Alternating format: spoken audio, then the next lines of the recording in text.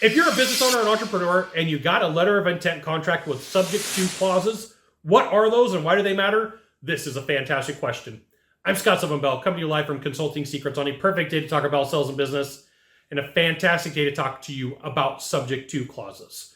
So you're going to read through your letter of intent, you're going to look through all the information, and there's going to be some legalese. Now remember, I'm not a doctor, attorney, marriage counselor, or therapist, but I am a taco enthusiast, which subject to clauses means that we are going to take a look at the company, the organization, and if what you said is true, then it's like an if-then statement. If what you said is true, then we will buy your company.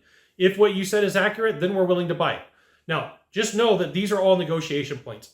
LOI contract is a fancy term for a piece of paper we are going to negotiate off of, or a digital piece of paper that we're going to negotiate off of. And so I've seen subject to clauses around a lot of stuff. It could be about income. A subject to clause could be about contracts that you have in place. It could be about clients. It could be about revenue. It could be about employees, right? Subject to you meeting all the requirements and all the data that we've asked for. I've seen it for here is tons of paperwork that we're going to need. You absolutely positively should read through what the subject to clause is. A lot of times they're just like a paragraph. This is subject to your providing us accurate information in a timely manner, giving us everything that we want, everything that we look for, and everything that we need. And sometimes you read a subject to clause and you're like, whoa. I've seen two in my career where I'm like, what? You're going to actually put that in there? And then remember, an LOI is a fancy term for negotiations.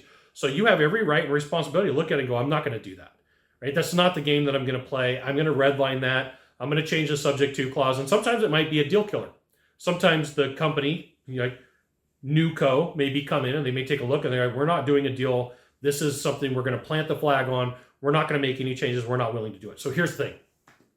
If you're looking to sell your business in the next 0 to 36 months, and you're doing at least $2 million a year in revenue with a 10% profit margin, and you would like some help on the exit, reach out to the deal hotline, 888-DEAL-919, 888-DEAL-919, and a member of my team will get back to you, okay? We'll reach out. We'll see what we can do. We might be able to do something. We might not. I don't know.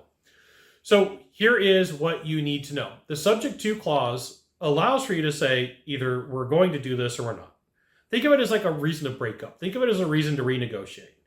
Think of it as like, hey, if it's going to be subject to this, you can flip it and say, great, you've got a subject to clause. Guess what? I'm going to put one too, right? So for me, one of the things that I like to do on my LOI is when this deal is done, subject to us having the meeting that we've had and everything being signed off, then we actually have sushi for dinner or tacos.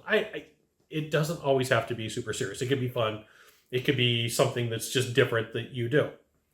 But take a look, right? As you go through and you look at a letter of intent contract, start looking at the legal things. What's it subject to? It's subject to the financials being in order.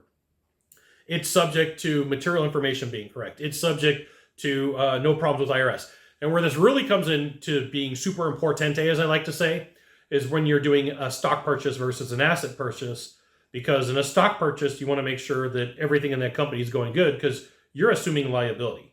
You're assuming we bought Oldco and it's going to stay in Oldco and Oldco is going to go into the portfolio. And just be aware that this is a common thing that comes up where people will go subject to all of these things being perfect and in a condition. The more stringent it is for the reasons that they're buying, let's say as an asset purchase, you don't really have to worry as much. You don't have to say, hey, I'm worried about these things because that old co is going away and all the liability goes with the old owner. New co, different story, especially if I'm buying the stock, okay? So subject to clauses can be one of those things where occasionally somebody throws some stuff in there that they shouldn't, but just like I said, take a letter of intent, print it out, grab a highlighter, be willing to write on it, look at it and say, what are all these things? And if you don't know the term, you can always go to Uncle Google or some sort of AI tool and take a look and say, hey, what's going on here? What's the information? What do we need to know? And sometimes it'll be like, hey, there's an issue. But if you need legal representation, which you should absolutely have looking at a letter of intent contract, ask them, say, hey, look, are these subject to clauses normal? I mean, I was on the phone recently with an attorney for a big machinery deal that I'm working on. And I said, hey, is this normal for this industry or service? And so he said, well, I don't know. Hold on a second. So he reached out to one of his friends and partners. And they said, hey, for what you're looking at buying, this is normal. I don't know everything. I admit, I don't know everything. You got 1 of 3 things to do from here, just 1 of 3. Find the subscribe button, click on it. Every time I send out a video, you get an update. 2, hit follow. 3, you know what you got to do. Share this video with a friend. We'll see you soon. Thanks for watching.